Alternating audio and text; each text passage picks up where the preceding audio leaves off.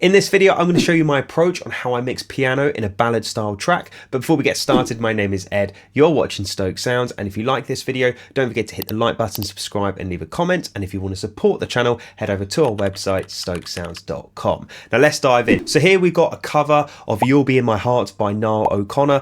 Great singer, great TikToker. He's just incredibly talented all round. So shout out to him for that. I will leave a link in the description for you guys to check all of his music out. But we've got a track pulled up today that I mixed for him. And what I really kind of want to dive into is how simple I process kind of everything, to be honest. It's so easy to overcomplicate things. But before we dive in, let's actually just listen down to the track so we can kind of hear kind of what we're working with. And then I'll show you my approach on how I mix the piano in this recording.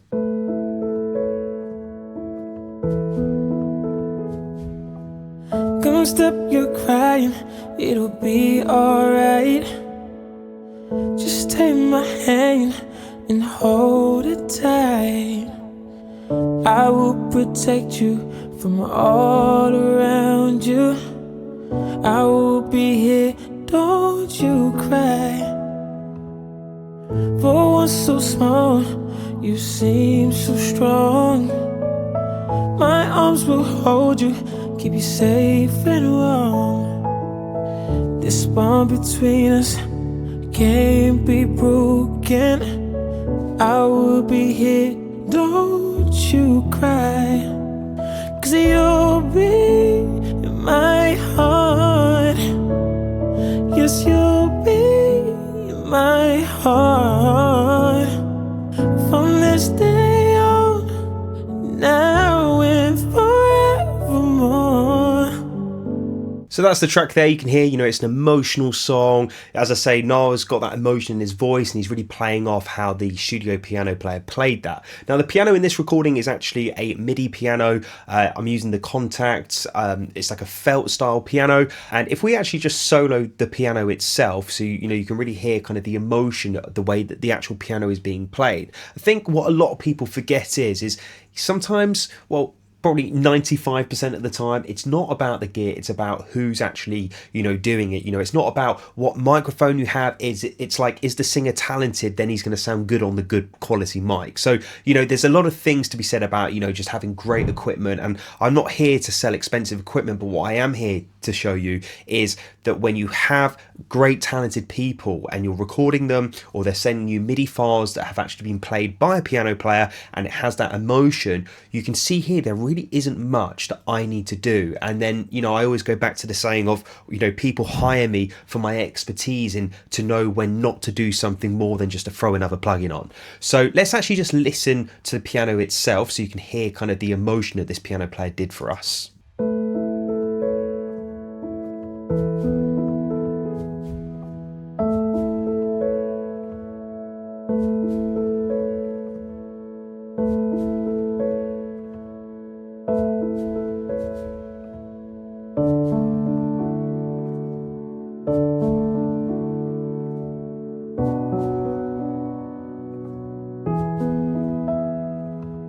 So as you heard there, that was the piano being played, and you can really kind of feel the emotion from the piano player. Like he's playing off the lyrics and, just the way that he's feeling it. It's just amazing. And like you can see here, if we actually look kind of, in depth at the piano, it was in MIDI. I converted it to audio when I put it into Pro Tools for mixing. But, this is the audio track here. And all I'm doing is one channel strip. That's it. I'm not doing any compression, just doing a light touch of EQ. We actually look at, the parameters of this EQ, high pass 60 Hertz. I'm putting a little bit of 5K in just for a little bit of definition just on the notes.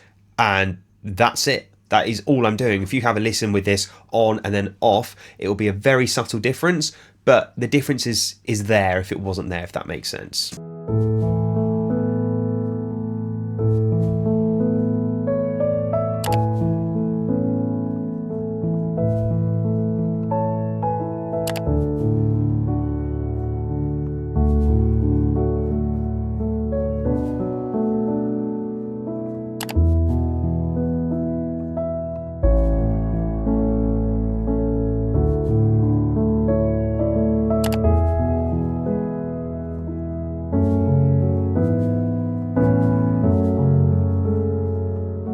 You can hear there, it is really subtle, and as I say, it's just a boost at 5K. If I just emphasize this boost,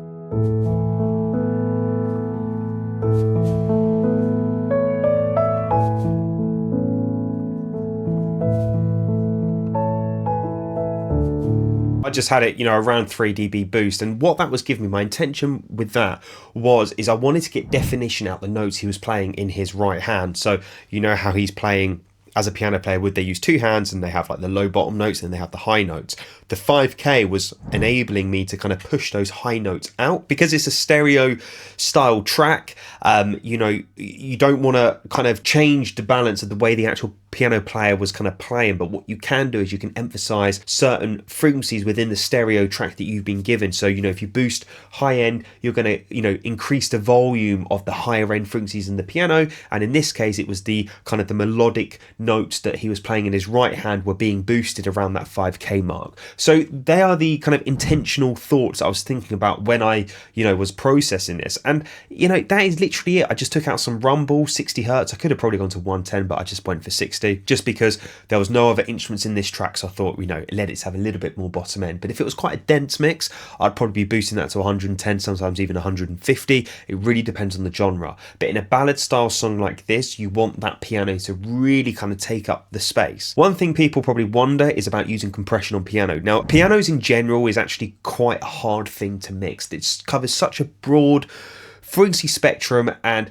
when you compress, you are reducing that dynamic range and you're reducing the kind of the intensity a little bit of the way that the piano was played. And usually with most of the piano players I work with, they're normally pretty good and they have that kind of musical element of how they're playing that piano, and I don't want to lose that. If I'm going to use compression on the piano, it's more to control it than to squash it. I really felt that the way that the piano player was playing in this case, it was like I added some compression and I just felt like, is it actually adding to the sound? Is it making me go, yes, that's better? Or is it just making me think, oh yeah, I've done some principles, I've added some compression on a piano? And they are honestly the things you've got to think about. Think about, why are you applying the processing on the audio file more so than, oh, that's what I always do, or oh, that's what someone told me to do, or that's what I learned in education. You've got to think outside the box and think to yourself, is it making it better by applying that? If not, get rid of it. And I'm a big believer, less is more. I mean, if I just try and apply some compression within the channel strip just to make life easier, and listen to how that really changes the piano and the vibe and the feeling of how the piano player is now playing it after I've done that processing vs how he actually gave it to me.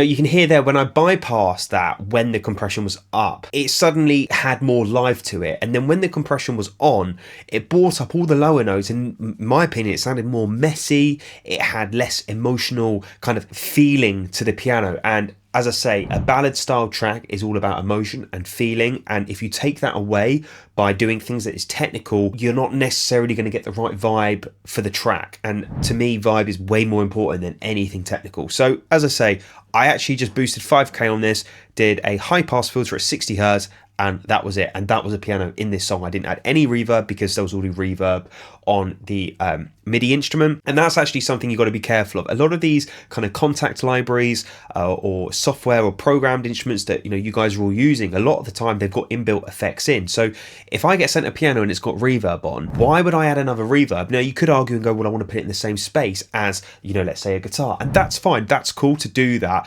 if it's an intention. But if it's, oh, I'm just going to pull up Valhalla Vintage Verb because that's what I always do on pianos, then that is the wrong mindset to have. And that is my point. So yeah, just some food for thought there. The next thing I sometimes do, and I haven't actually done it in this track, is I use a plugin by Waves called Center. And this allows me to push the sides up and push the mids down to allow the vocal to fit in. This case, again, I felt like it wasn't really doing much. So it was like one of those plugins where it's like, oh, maybe I just do it because I always do it. But I purposely was like, no. I was very kind of decisive on what I wanted to do, and it was like, is this adding betterness, if that's even a word? Is it, or is it just adding another plugin? And I felt like it was just adding another plugin, so I muted it. Well, I bypassed it. But if we have a look at what this can do to the piano when I unbypass it, you'll hear what the intention is very slightly.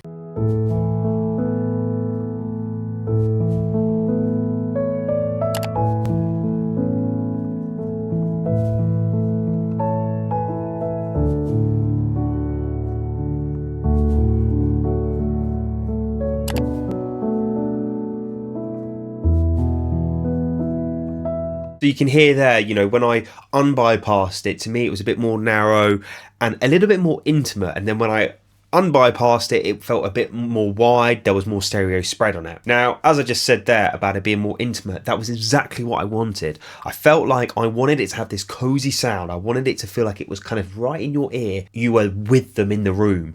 And I just felt by having the spread, again, if this was a dense mix, I would have probably have added the spread to allow space for, let's say, drums or other instruments. But in this, it just didn't need the spread. The spread was not needed, and it took away from the emotional element of the track itself. So that's why I took it out. But they are just some things that I did in this track, and you know, it just goes to show how simple my use of plugins is. You know, I'm doing a lot of rides, you know, volume automation, certain areas. Again, very kind of simple stuff, nothing out of this world. So yeah, that's kind of my take on, you know, how I approach mixing a ballad. Let's just have a listen to the end part again, and you know, just really feel the emotional that you get from just using very minimal plugins, but just with talented musicians and singers. Don't you cry, 'cause you'll be in my heart.